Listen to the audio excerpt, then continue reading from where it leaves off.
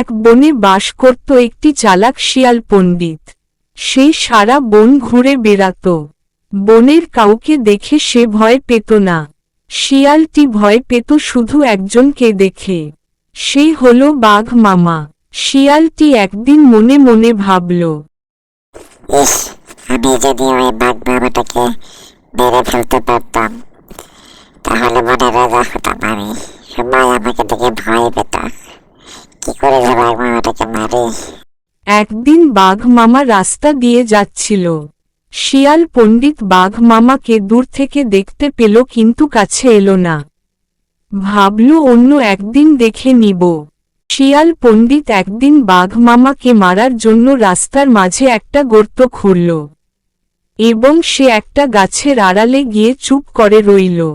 অনেক সময় পার হয়ে গেল, কিন্তু বাঘ মামা এখনো আসলো না। এদিকে শিয়াল পণ্ডিতের ক্ষুধা লেগে গেল।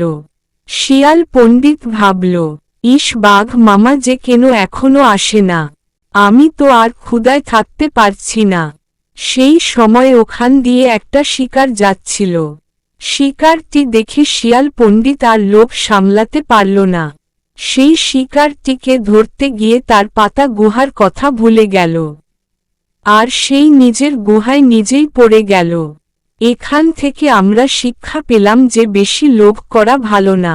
প্রিয় বন্ধুরা, এই ধরনের ভিডিও আরো পেতে চ্যানেলটি সাবস্ক্রাইব এবং লাইক ফলো দিয়ে সাথে থাকুন। ধন্যবাদ।